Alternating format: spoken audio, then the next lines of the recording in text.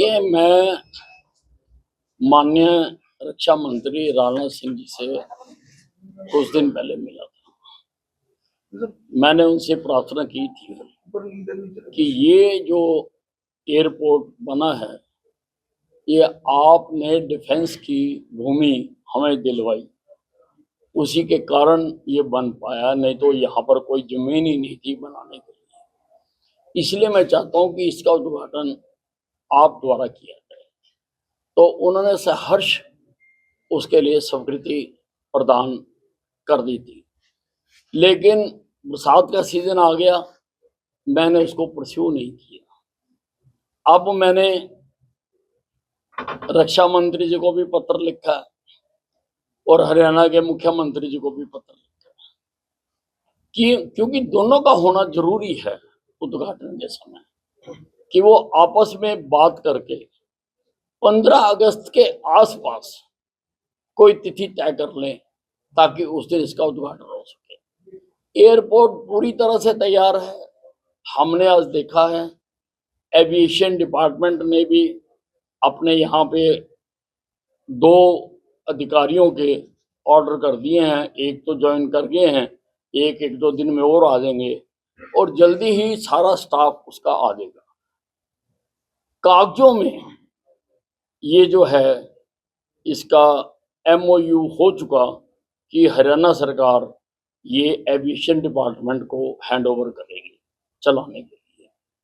Physical position लेना बाकी है, तो वो आज मैंने बात की है कि फिजिकल पोजीशन भी आप जल्दी ले लो। हमने सारी फॉर्मेलिटीज पूरी कर दी हैं, जो भी थी। हमने स्टाफ के लिए भी कमरे बना दिए हैं, हमने जो यहाँ पर इंचार्ज आएंगे उनके ऑफिस के लिए भी हमने कमरे बना दिए हैं, सिक्योरिटी गार्ड्स के लिए भी हमने कमरे बना दिए हैं।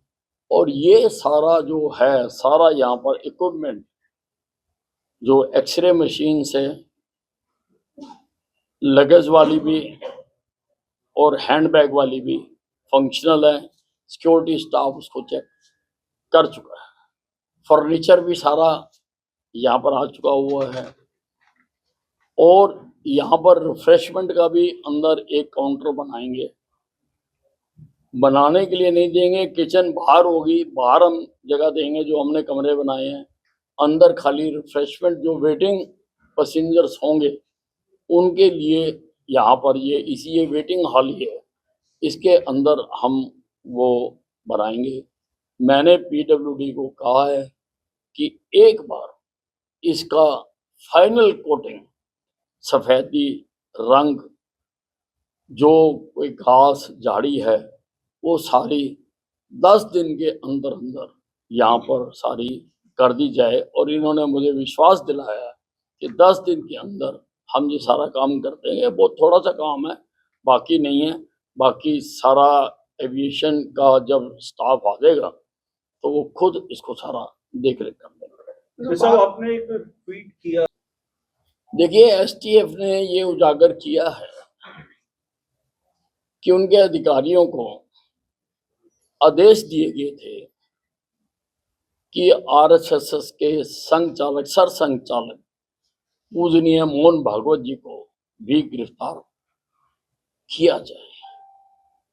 और उन्होंने बेकायदा मीडिया में बताया है, उन्होंने ये भी कहा है कि हमें हथियार और आदमी भी दे दिए गए थे। मैं ये कहना चाहता हूँ कि मालेगांव के झूठे केस में अगर RSS के सरसंघचालक पूजनीय मोहन भागवत जी को कोई छू भी जाता तो इस देश में आग लग जाती। ये देश, ये जो संगठन है, ये विश्व का सबसे बड़ा संगठन है और ये देश को परम वैभव तक पहुंचाने के लिए लगातार काम कर रहा है। इसकी 48 विंग्स हैं, इसकी रोजाना शाखें लगती हैं, रोजाना लोगों को बताया जाता है। लोगों में चरित्र निर्माण और राष्ट्रभक्ति की भावना आरोप करने के लिए, राष्ट्रभक्ति की भावना पैदा करने के लिए लगातार ये संगठन काम कर रहा है। और मैं ये भी, मुझे लगता है क्योंकि मैं होम मिनिस्टर रहा हूं और मैं जानता हूं कि इतनी बड़ी कार्रवाई बिना प्रधानमंत्री के, जो उस वक्त के थे, और मुख्यमंत्री की सहमति के बिना नहीं कोई कर सकता, कोई आदेश नहीं दे सकता इतनी बड़ी कार्रवाई करने के लिए। तो ये बहुत घातक है, बहुत खतरनाक। उस वक्त महाराष्ट्र में भी कांग्रेस की सरकार थी और केंद्र में भी कांग्रेस की सरकार थी, और कांग्रेस ने इसके लिए षड्यंत्र रचा था इस संगठन को खत्म करने के लिए, और इसको नाम दिया उन्होंने भगवा आतंकवाद का। हिंदुस्तान में भगवा आतंकवाद नहीं होता, हिंदुस्तान में भगवा आशीर्वाद होता है, और उसी भगवा आशीर्वाद से इस देश में ज्ञान की गंगा बही है।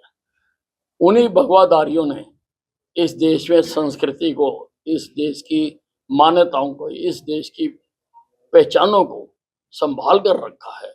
लेकिन कांग्रेस का ये डीप रूटेड सारा जो है, मुझे षड्यंत्र लगता है, और मैं तो चाहूंगा कि इसकी पूरी जांच हो, और जो लोगों ने भी ये षड्यंत्र रचा है उनके खिलाफ कार्रवाई।